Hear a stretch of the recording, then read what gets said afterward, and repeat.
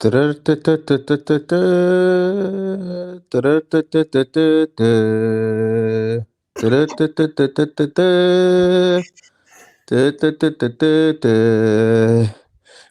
value 1000% tonight, lads.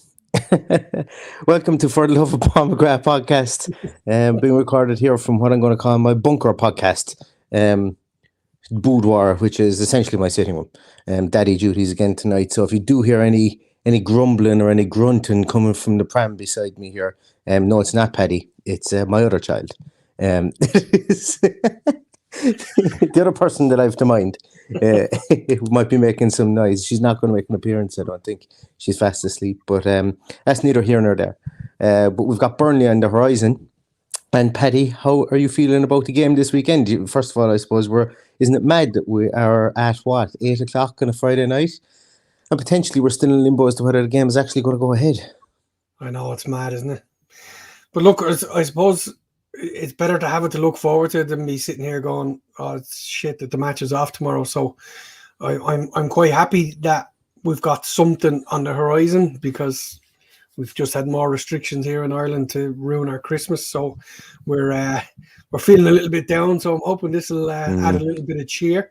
And I suppose the worst news that could happen is in the middle of this podcast that it breaks that the game is off, because we were chatting earlier and all of a sudden the under-23s game is off, but apparently that's only for a frozen pitch, so yeah, which is understandable. Yeah, and it looked like they had plenty of players there as well. It looked like they had a full bench and the whole lot. So we obviously do have enough players around to fill a squad. So I'm hopeful that the game will go ahead tomorrow. Yeah, it's an interesting one, Paddy. I don't know.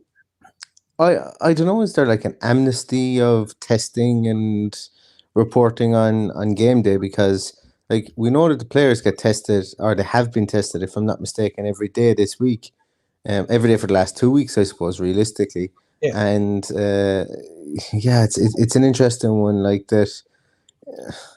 Well, from what I understand, they were being PCR tested once a week. They're now PCR tested twice a week. They were lateral flow tested twice a week also. That's now every day. So they were fully PCR tested this morning, and they were expecting the results of that in the afternoon. So I think the fact that we've got to 7 minutes past 8 on a Friday night for a 3 o'clock kickoff tomorrow, I think there's a good chance that it will go ahead. And apparently Burnley are the same. They were tested this morning with the same procedure. PCRs. Yeah. So yeah. There's no way you get a PCR test result back on the same day of the game, I suppose. Anyway, so it's that's probably why. Anyway, I suppose the logistics of it and the the processes behind it. That's not really what we're really here to talk about. We're talking about the process of how we're going to go out and beat Burnley at the weekend. And Paddy, I suppose me and you've been talking an awful lot about this game, probably more so than most games, because we weren't sure whether it was going to be on, and we were debating the merits of whether it should be, first of all. And we both kind of came down on the side that, the form that we're in at the moment, let's not waste this form. Let's not waste this good, I suppose, the good feeling that we have, and let's just get the game done. And let's just get the game played, and hopefully let's just get the 3 points. Are you still at that kind of juncture? Are you still at those on that road with regards to this game? Well, I think I was that way all week, but I'm after being in isolation for 2 weeks, and the games is keeping me going, to be honest. So I just come out of isolation today and did a few things and completely sapped of energy, and then the government announced these new restrictions, and it's just completely wobbled me altogether. So my opinion is I want the game to go ahead if the players are fit enough, and I'm obviously factoring into this people like our friend of the podcast, Ronan Ward, who's on his way to Birmingham from Ireland to watch a match, not knowing whether it's going to go ahead or not. Or you can see there's Captain K in the comments there. Arranged to take his 5-year-old son to Villa Park for the first time tomorrow, driving from London. Fingers crossed for everybody. Like, that's huge. It's the time of year where you get a kid involved. They're off on their Christmas holidays. You bring them to games. All of a sudden, they're hooked for life. So it's really important that these things happen. Obviously, it's more important that these things happen safely. and everybody comes out of there without any more illnesses than they need to have. So that has to be top of the priority. But from a purely selfish point of view, I'd like to see the game go ahead, simply because I believe there's 3 points there to be taken, and I'd rather have the 3 points on the board than have the fixture congestion that we had last year, where we were behind people with games in hand and we just couldn't make it up. Yeah, that's a good point.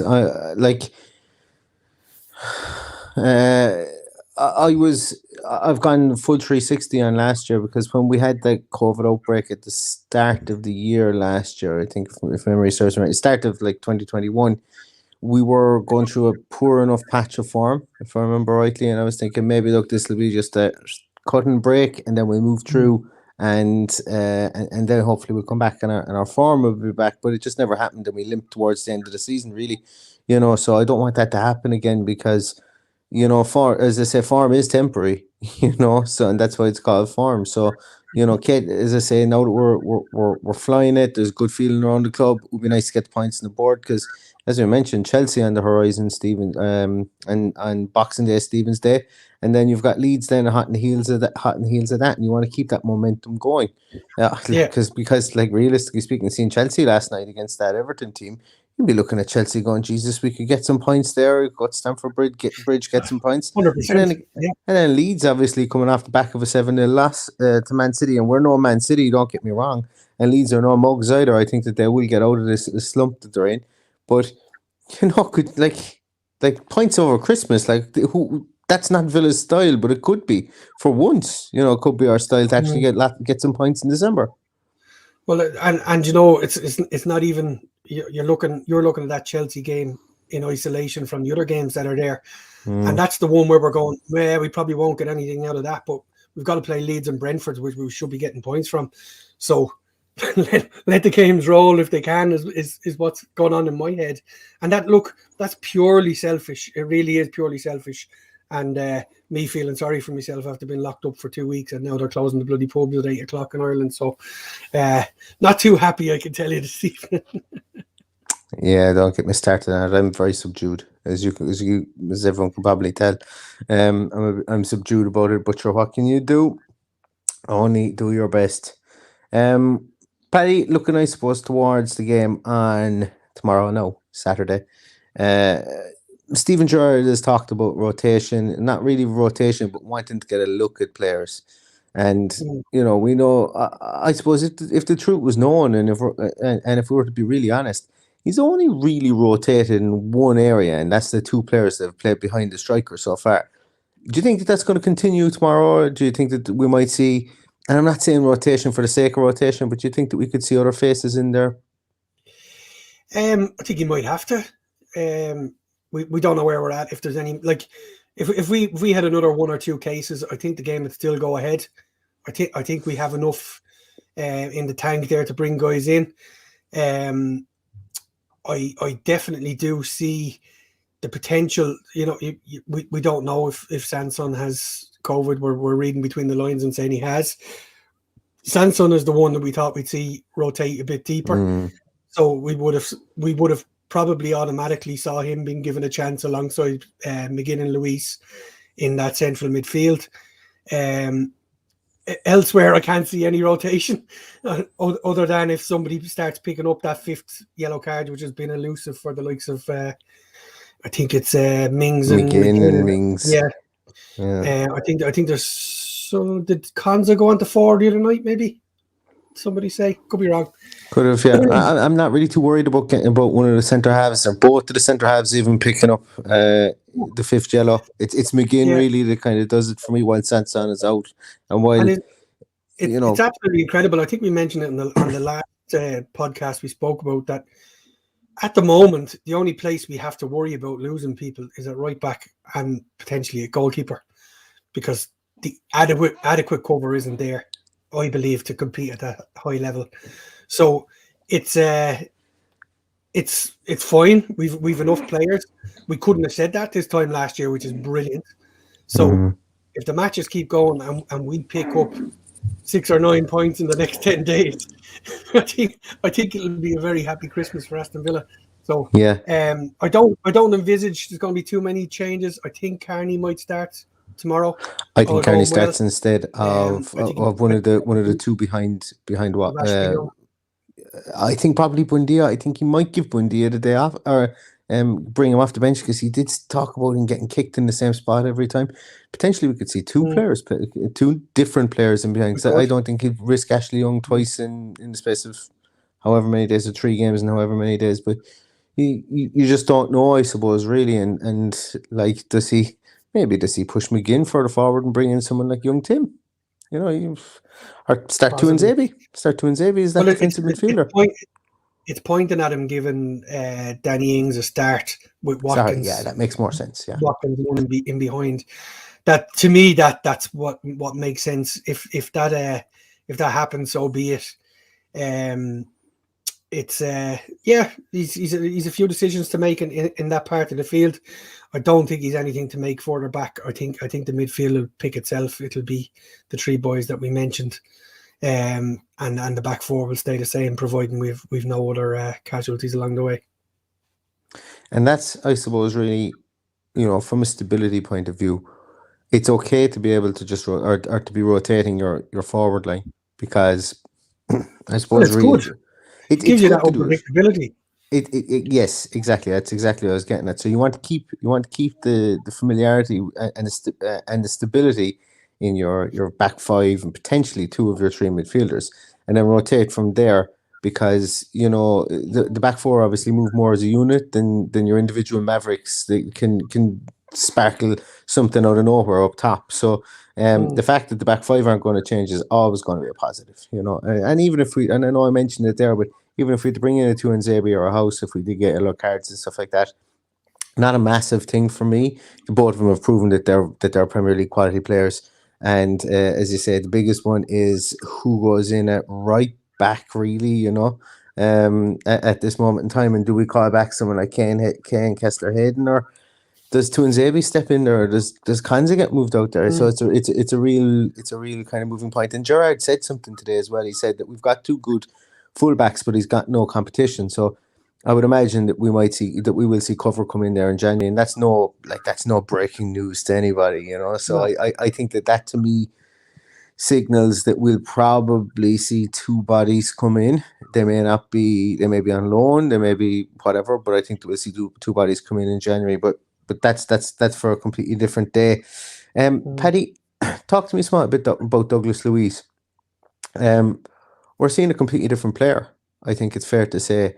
Some time back, probably about this time last year, actually, I think I did a piece on John McGinn and how John McGinn has had to play three or four different positions, essentially, and be asked different roles for Aston Villa since Dean Smith actually took over the club.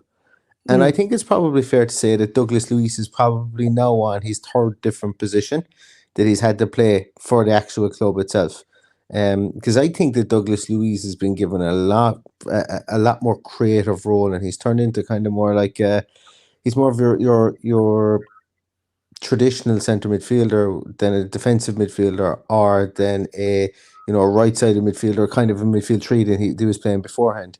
Yeah. What do you make of him, and the fact that he's been given more opportunities to carry the ball, to pass the ball, and to create more chances? Is it something that you're liking from him, or would you like to see him go back further again? No, I'm perfectly happy to see. And the one thing I've taken out of it is he's very much involved in that ball possession triangle that we've become very good at creating in the last 5 or 6 games, where the ball is out in the wing, the options are low. The two eights, let's say, are suddenly helping out Matt Target, Matt Cash, and creating those triangles to keep the ball in order to drag people into the play to create space. The one thing I would like to see is maybe him getting a little bit further on. We know he has a banger in his locker. We've seen he scored a couple for us when he came first. So I think that's something I'd like to see, more goals coming from midfield. If we can get that, I think it just really shakes up the opposition, because we talked about the unpredictability of playing someone different up front. I think if that comes into play, it could be huge for us. If we have the likes of him and McGinn hitting balls in from 25 yards. I think it's a great one to have in our arsenal. But he's we've seen many different sides of him, and I think if we look back at the Douglas Luiz that came back in Project Restart and was like a brand new signing to us and was absolutely immense when we needed him, I think it's great to see that he's been given a little bit of rope to go and play football now as well.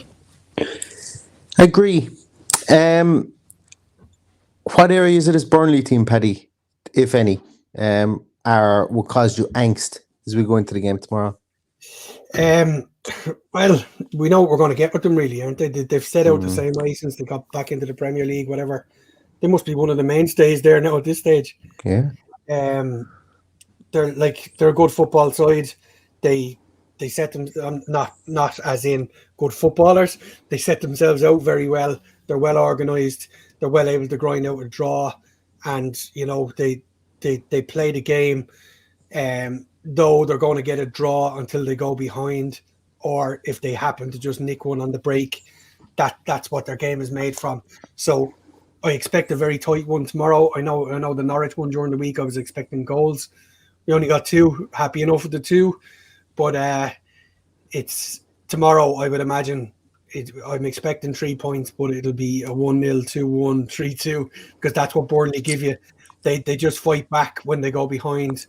They very rarely see them get in front, and I think the whole object is if they go a point a game in a season, they're staying up no matter what. So that's probably the way they've set up their stall. And they've only won one game this season. They've been hard to beat, like a one game, 1-1, drawn 8. That's where they are at the moment. And look, I'm going to say it, and I'm going to look up the league a small bit, and I don't know, like if Cornet or Cornet, how would you pronounce his name? If he's out, he's doubtful, isn't he? He is. He's doubtful. He's doubtful for the game tomorrow. He's really been their magic dust. This season. Chris Wood. We get from him, and I think I'm really looking forward to seeing Nathan Collins tomorrow. I'm looking forward to seeing him. I said it in the Villa View. He's been a big favourite of mine for the last 2.5 years. A young Irish centre half, and he's probably going to play instead of Ben Mee tomorrow. And he's just a really, really good player. I just really love watching him. Like, once again, it's this weird thing that I have. When I see a centre half that I like, I just really like watching him play football. And for a centre half, he can play the ball. So I not that he's going to cause us massive trouble or massive issues. Although he did when he played for Stoke. We played Stoke, I think, in the League Cup 2 years ago, and he played it right back for a Stoke team. Might have been the FA Cup. And he played it right back, and he had an absolute banger of a game at right back. And he's comes from good stock. His father and I think most of his uncles played professional football or played football in League of Ireland or something. So it is what it is. You can see right up my nose. So that's the controversy that we have tonight. You can see right up my nose. Yeah. Just make sure I don't have any brains. Yeah. If you want, I can zoom in on that for you there. You can. We do have a competition. I don't know now. Is the question going to be counter hairs up Neil's nose or something like that at the moment? Is that going to be the question, Paddy? But it's I think that Burnley will do what they're going to do. That midfield is very workmanlike. Dwight McNeil, Brownhill, Westwood, and Goodmanson. Over on the other side. They are they're workmanlike, really. And Dwight McNeil is actually having a really good season. He's not had as many goal contributions as you probably like to see from him, but he's just a good, honest Shaw Dyche type player, and he still gets about the field. But I think if we were to lose this game tomorrow, I'd be very, very disappointed. And we might draw it. We very, very easily could draw this, but no, absolutely. it's one of those ones.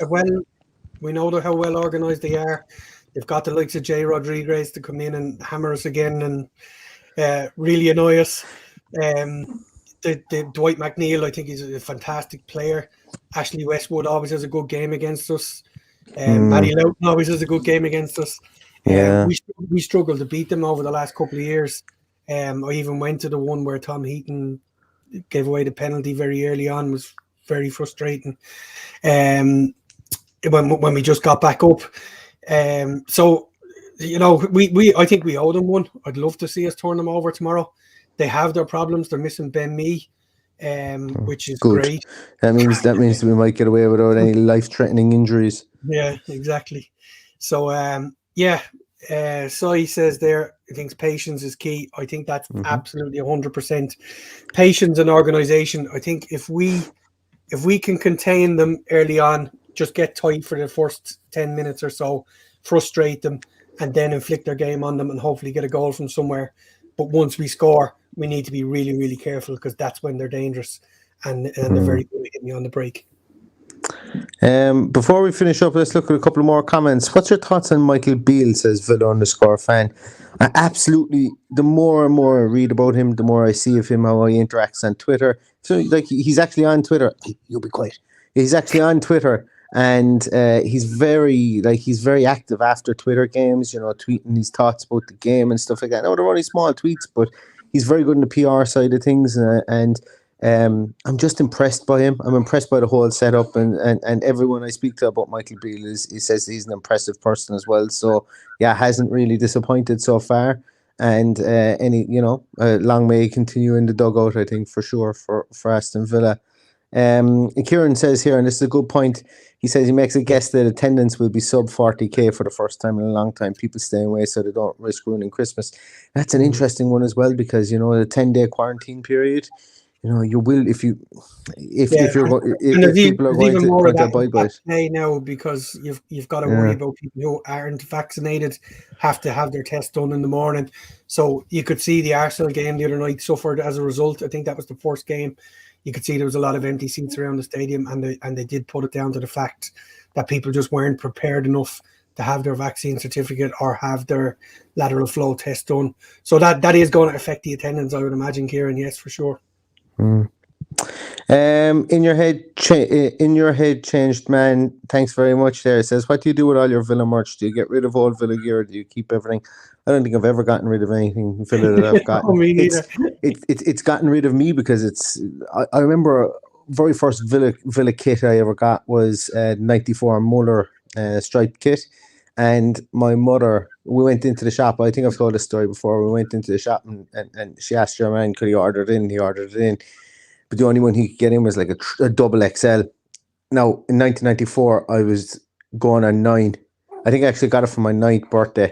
So it's still huge on me at this moment. So I know I don't ever get rid of any of them. They're all actually in what I term as this massive Tupperware box in the attic.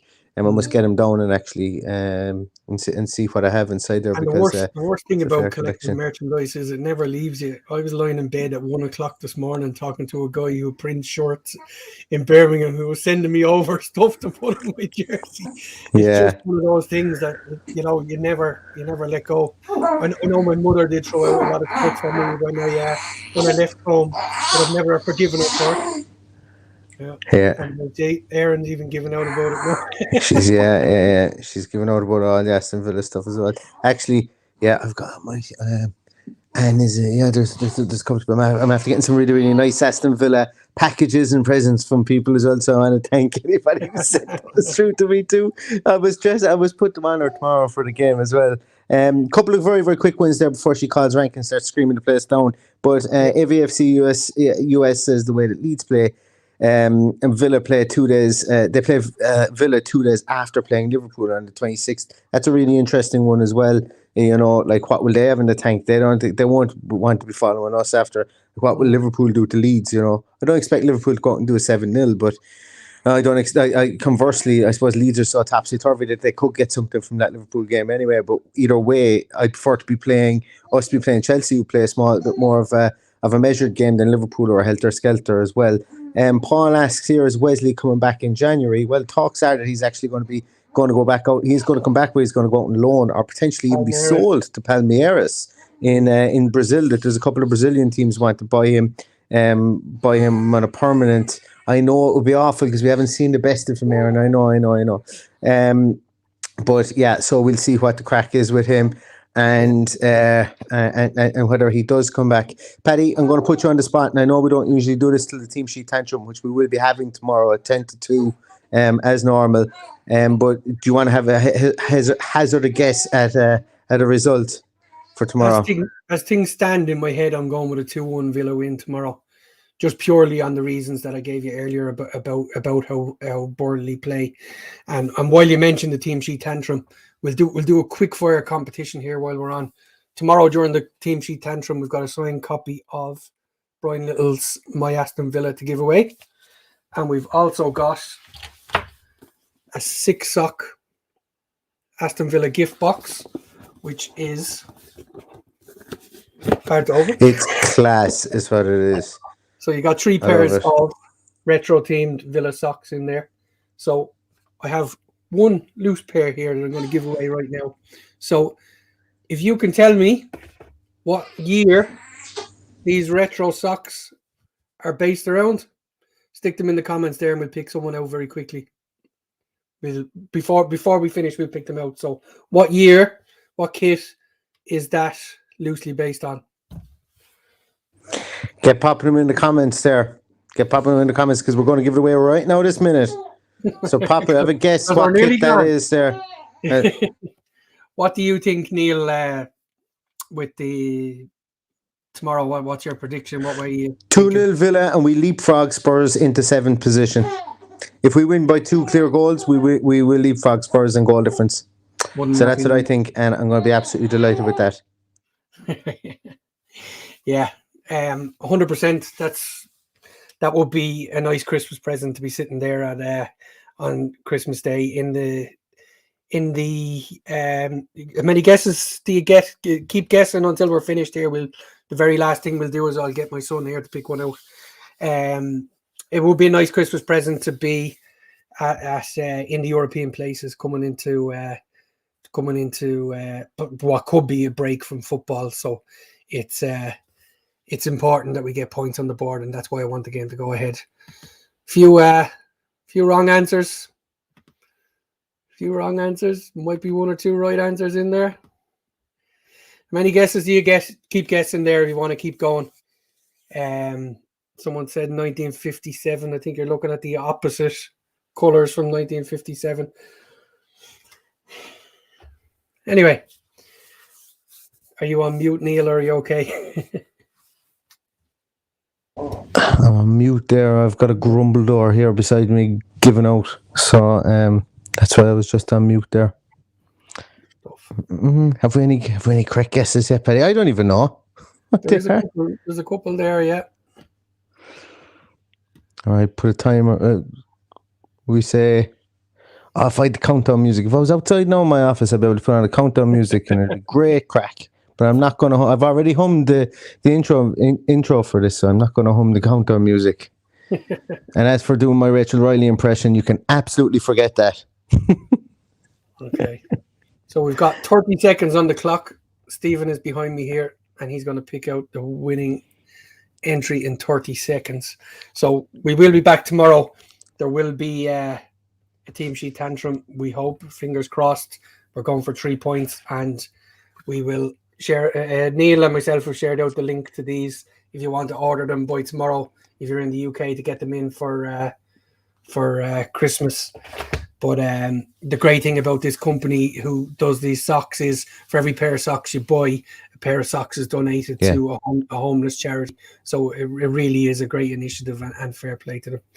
So our 30 seconds is up. 1 second now. 30 seconds is up 1 second. Then why didn't you just put it in for 31 seconds, Paddy? The correct answer was 1994, and Stephen has chosen Gaz Oaks as the winner of. Come on, Gaz. Not only did you get to see up my nose today, but you also got a pair of socks for yourself. Fair play. Must be up there with one of the best Friday nights you've ever had.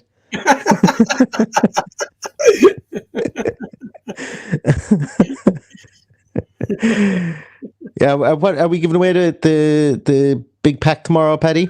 We'll do the big pack tomorrow, yeah. I'll do the big pack tomorrow. So for the team sheet tantrum. So if you thought you were going to get away and not tune into the team sheet tantrum, best of luck. Have to tune in now if you want to win the gift box for all 3 sets of socks and the signed Brian Little book.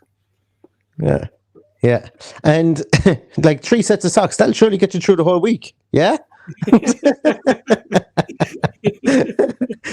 And just in the comments there, Eric C. Yeah, Saoirse Ronan, she's a fair woman and she's absolutely sound and she's brilliant ambassador for Ireland. There we go.